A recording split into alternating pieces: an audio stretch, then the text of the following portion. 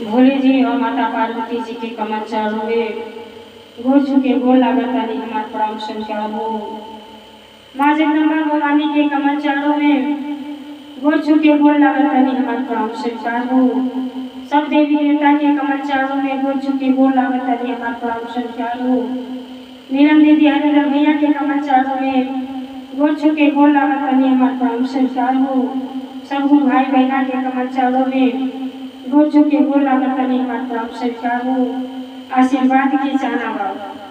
तो देखिए गुरु भाई बहना, आज हम महादेव जी के चर्चा में एक तीज व्रत के बड़ा सुंदर कहानी कहे जाता है।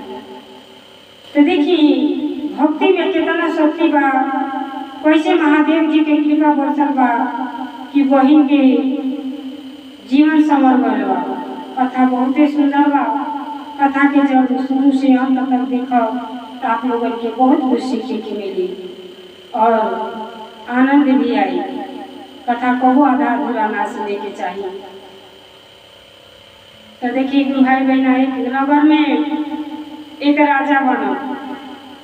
राजा के राज्य में कोनो चीज के कमी नहीं थी। धन दौलत घोड़ा गाड़ी कोठा अटारी संपन्न बना। लेकिन जैसे राजा भी हो के अपने रानी के लिए आए बनो, कुछ दिन के समय के बाद रानी की एक बेटी होली। जब बेटी होली तब वही 2-4 साल का बेटी रहेगी, तब रानी के मृत्यु हो जाला। जब मृत्यु हो जाला तो राजा रानी में अपार प्रेम रहला। राजा बड़ा दुखित हो जाला। कहे न कि ये धन संपदा का हुई जो हमार पत्नी के साथ छूट गई। बड़ा दुखी रहे लगे। कई के दिन सभा बैठेला तो मंत्री पर कहे न कि ये राजा साहब, ये अपना करती ना सही, अपनी पुत्री करती अपना दूसर बियाह कई न तो राजपाट का हो और वही बच्ची के माई मिल गई। राजा कहने की ठीक है बात। अब राजा का करे अपने बियाह करे। बियाह कोई के जब रानी ले आनो तो रानी तो कुछ दिन जाने ली माने, कुछ दिन जाने ली माने ली। जब 2-4 साल और बीतेला, लड़की 10 साल के हो जाएगी तो रानी अपन का करेगी, घर के सारा कार्य करावे लगेगी। अब मन में बैठा लेली कि हमार लड़की थोड़ी ना हो, चलो अब तो सियान हो गई बिया, अब घर के काम काज करो। ओकरा बाद रानी के धन के अभिमान रहेला कि हमारा तो धन दौलत बहुते बा, भक्ति भाव को ना करेगी। लेकिन वो बिटिया जब 5 साल को रही तो माई मर जाली। घर में माई के प्यार दुलार ना मिलेला तो अपन जहाँ चर्चा भजन होला मंदिर में वहाँ जाके सुनेली और महादेव जी के अपन गुरु बना लिया। चर्चा में जाते जाते तो जनता बानी आजकल चर्चा भजन कीर्तन मंदिर में ज्यादा हो रहा है। ऐसे सब गुरु बहना लोग तीज घूमल तो बोली कि आप लोग का कौन चीज का व्रत कोई पहले के तीज के व्रत जे करेला ओकरा पति के लंबी आयु है। अब कुमारियों स्त्री करेली जकर सुहाग बा वो अपने सुहाग पति करेला। बेटी के मन में ये बात बैठ जाला आ राजा के बेटी का करेली, तीज के व्रत करे लगी। 200 साल के उम्र में से महादेव जी के गुरु बना लेगी। बड़ा विधि विधान से पूजा करी। समय के बीतते देर ना लगेला। तो देखिए गुरु भाई बहना, जब बेटी 16 साल के हो जाती तो रानी को राजा कहे न कि अब लड़की के बियाह हो जात तो बढ़िया रहत, काहे से बियाह हो गई। रानी कहली ठीक है बियाह हो जा। खोजी बियाह जरा धन दौलत ज्यादा हुई कोई देवे कहे के रानी कहे लेकिन सौतेली माई सौतेली माई होगी। अंदर जो है छल कपट रहेगा कि जब बियाहे लड़का आई से दुर्दान हो जाई तो खाना में जहर डाल दे मर जाई। आई विधवा हो जाई तो पहले बड़का लोगन में केहू के बियाह शादी ना होता रहो, मेहरारू वैसे अपन जीवन काट ले जाता रहो। और सौतेली माई जौन है उनके बारे में उल्टा सीधा सोच रहा। अब उनकरा तो एक अपना पुत्र भोग लाना तो उनसे नफरत कर। अब राजा खोजत गई ना एक राज्य में, तो वहाँ के राजा बहुते बढ़ल रहा, लेकिन वो रानी के कोख से नाग पैदा भइल। तो नाग पैदा भइल ना उनका बियाह शादी ना भइल। वो नाग के अपन पुत्र मान के पलले रहे। अब जब गइला तो देखला मारे धन संपदा, कहला कि हे राजा से कई गुना धन दौलत रहो कि हम अपना लड़की के बियाह रौरे लड़का से कोई चाहता। राजा कहला कि हमार तो लड़का बाटे लेकिन नाग हो, नागे के हम के बेटा जान के पलले बानी, अगर इच्छा होके तो बताई। राजा कहला का भइल, उन्हीं से हो जाए। राजा के मन में पाप ना रहल, बाप अपने बच्चन के बारे में कबो गलत ना सोच सके। माई तो सौतेली माई रही, सौतेली माई कबो आपन ना हो सके। अब कहला कि जब ये अपन बेटा मानी के पलले बना तो बिजुआ हमार सुखे रही। बेटी के अपना बियाह तय कोई देना। घरे जब ना तो सौतेली माई पूछली कि का जी बियाह तय हो गए? कहला हो, कोनो चीज के कमी नहीं थे लड़की की, लेकिन एके बात बा तू लड़कवा जवन बाटे नाग। अब माई के खुशी के ठिकाना ना रह कि चलो बहुत बढ़िया हो, नाग से बियाह हुई या बियाह भइले के बाद दूधे धो दे और दूधे में जहर डाल दे और नाग पिए मर जाइए। आई हो जाइए विधवा तो हमारा घर के नौकरानी के कार्य कर। इतना गलत भावना वो सौतेली माई के अंदर आ गई। अब बियाह बड़े धूमधाम से राजा के बाराती आई, सब कार्यक्रम संपन्न भई। द्वार पूजा पर नाग के रूप में वो लड़का बैठल। द्वार पूजा भइल, सिंदूरदान के समय आए तो पिता कहलन पर कि ये बेटा कैसे होई, आ तो वो हो जाए अपने फन से सिंदूरदान कर दे। अब सजी बियाह हुआ, सब संपन्न हो गई। सौतेली माई का कोई दूधे में जौहर डाल के धो देली, दूधे में जौहर डाल के धो देली। तो नाग के जोते बाणी दूध प्रिय है। जब दूधे के पास गई तो में गंध आवत, फन से मरला कि दूध सब नीचे गिर गई और अपन चल गई ना। सौतेली माई तो सोचा तारी कि अपनी यहाँ मरी जाइए, आई विधवा हो जाइए तो हमारा घर में रही आ केहू देश में लिया के मन कुछ कहबो ना करी आ हमरा के कुछ करहु के ना पड़ी, सारा धन हमारा पर चल जाए। अब वो बेटी के विदाई भई, बड़ा दुखित बाड़ी। कहताड़ी कि हे महादेव जी, कुंवरही पर से हमरा और पूजा पाठ कइली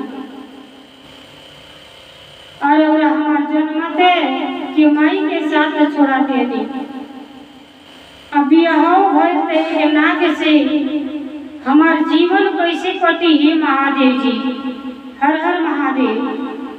ऐसा कहताड़ी आ दुखी मन से अपना ससुरा जाता। ससुरा में गईली तो देखली कि कोनो चीज के कमी ना रही। नाग गोइना अपने रूम में के एक जौन है जहाँ वो रहता के सुरक्षित स्थान पर धोके लोग टोपी दिया। अब बेचारी जौन बहू के फर्ज होला उ सब अदा कैली। सवेरे उठे नहा धो के अपन पूजा पाठ करें, सास ससुर के आशीर्वाद प्राप्त करें और पति के चरण छुए और सुनती रहे। लेकिन मन कबो खुश ना रहे, बहुते उदास रहे कि हे महादेव जी कैसे हमार जीवन कटे, का करे के कन्या के जन्म हमार के कौन हमारे संकट सोचो हे महादेव जी। ऐसे करते करते देखी समय के भीतर देरी ना लगेला, 1 साल बीत गई। सास अली कहली कि एगो तीज के व्रत आइल बा, सब स्त्री अपने पति के लंबी आई करती व्रत करेगी और चला गंगा स्नान कहिया आ कह के अपन व्रत उठा। कहली कि ये माई तीज तो हम भूखिला 10 साल के रही तब से, तो यह सिला मिलल कि जन्मते माई साथ छोड़ देली और ब्याह भर तक नाग से एक शरीर हमारी जीवन कैसे कटी माई। कहली कि बेटी धैर्य रखो, भक्ति में बहुते शक्ति है, अपने बड़ों के बात माना बेटी, चला गंगा नहा लो। अब अपने सास ससुर के बात मान ली, तीज के व्रत उठा लेगी और गंगा के किनारे होगी तो का कहते बड़ा दर्द भरी गंगा शब्द सुनाओ तारी गंगा मैया के। गंगा जी के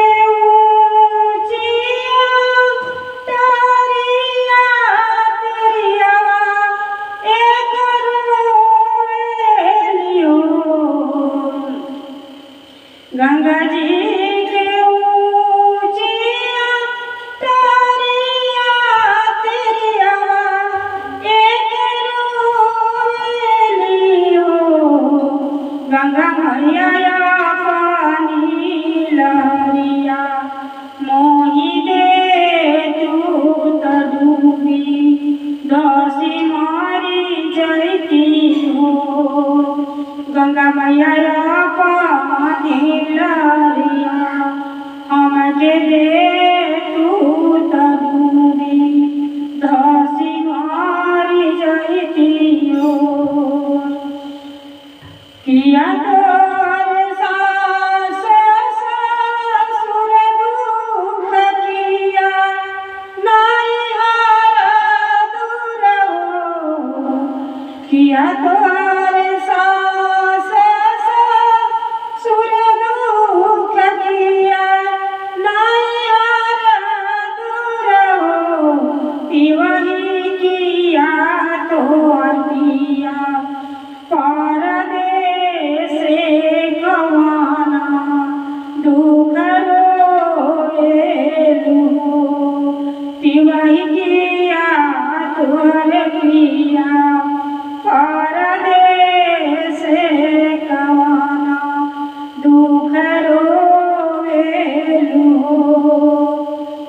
गंगा मैया बूढ़े के रूप धारण करके और में से निकलने और कहतानी कि ये बेटी तीज के व्रत जे रहेला 16 श्रृंगार कोई के अपने पति के लंबी आई के व्रत रहेला।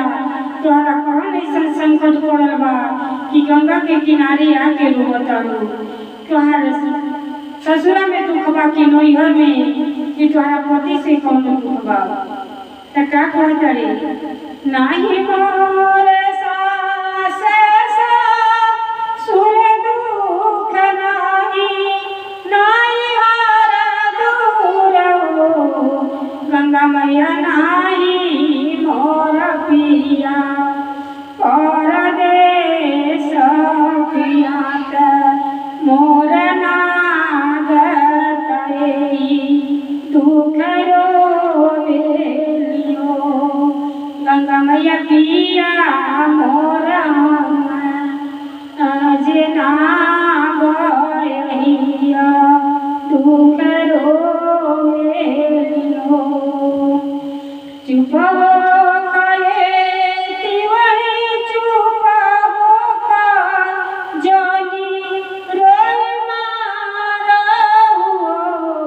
तिवही आपन होके हम मरब तू रजियाइब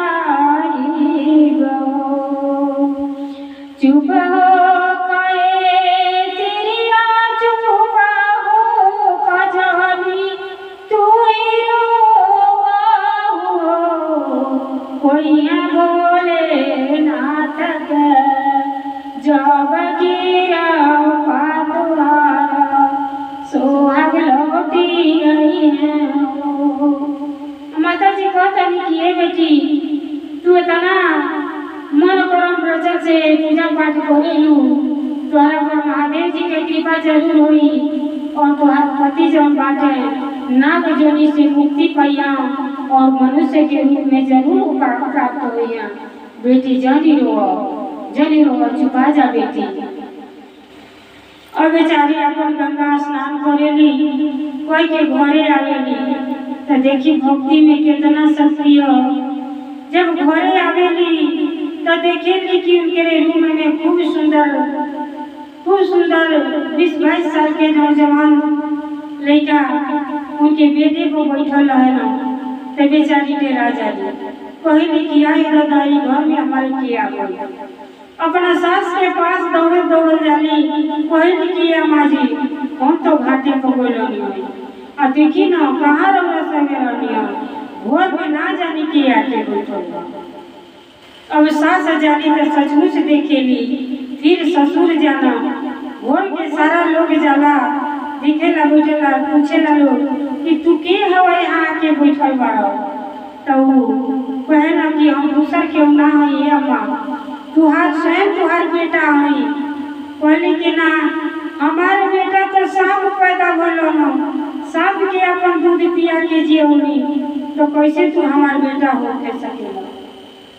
तो कहना कि जा आप जहाँ अपने बेटा के रोकेलू देखिया हो हम ही माई विश्वास करो। माई जब जाली जब उघारेली तो देखेली कि सचमुच नागोहना बाटल तो कहली कि ना फिर विश्वास आँखी पर ना पड़ेला। कहली कि नहीं तू जौन हमारा बेटा के साथे छल कैले बाटो लोग तो हमारे नाग के भगा देले बड़ा और हमारे बहू के साथ गलत व्यवहार कोई चाहता कहला कि नहीं भाई हमार विश्वास रखो। तब जाके वो फिर महादेव के स्मरण करेली कि हे महादेव जी अगर हमार पति हमें कुछ नाग के ऐसा लक्षण दिखाई कि हमारा विश्वास हो जा कि हमार पति है तो देखी जब उतरिया महादेव जी और माता गौरा जी के याद कोयले बाड़ी और कोहले बाड़ी तो माता जी और पिताजी के आशीष से दया से वो लैया के पैर जो हो जैसे सांपे के गोड़ रहेला वही तोरियन दिखे लगेला। जब दिखे लगेला तो वो बेटी के और माई के विश्वास हो जाला कि यह हमार बबुआ है ये हमार बहू के रूप में लक्ष्मी आयल बाड़ी इनके भक्ति के प्रताप है कि आज हमार बेटा मिल गई। माई अपने सीने से लगा लेली और बहू के खुशी के ठिकाना ना रहेला उनका दिन को लग जाता और वही तीज के दिने वो अपने पति के साथ महादेव जी के भजन कीर्तन करेली विधि विधान से पूजन करेली और वही दिन से अपना प्रेम भाव से दोनों प्राणी रहे लगेला। देखी कहला सखी राजा से रंग के से राजा बनावे वाला सभी विधाता हुई यहाँ बिना कोनो एक पत्ता ना हिल सकेला। तो विधि जो है 10 साल से तीज के व्रत कैले रही जैसे माता पार्वती जी महादेव जी के पावे पड़ती वर्षों वर्ष बिना पानी के बिना हवा के बिना भोजन के तपस्या कैली पति के रूप में पावे खातिर वैसे वो बिटिया अपने पति के लंबी आयु खातिर व्रत कैली तो और महादेव जी के कृपा भई कि नाग योनि से छुटकारा मिल गए और उनका पति स्वयं मिल गए। तो देखी यही खातिर तीज के व्रत हर बहन अपने पति के लंबी आयु करती निर्जल निराहार रह के मन क्रम वचन से अपन पूजा पाठ करेली, भजन कीर्तन करेली, ताकि महादेव जी के कृपा हमारे पति के ऊपर बनल है, हमार सुहाग अमर है। तो देखिए जैसे महावीर जी की कृपा वो बहन पर भई, वैसे सब बहन पर होके। हर हर महादेव, घर घर महादेव, भोलेनाथ की जय, सच्चे दरबार की जय।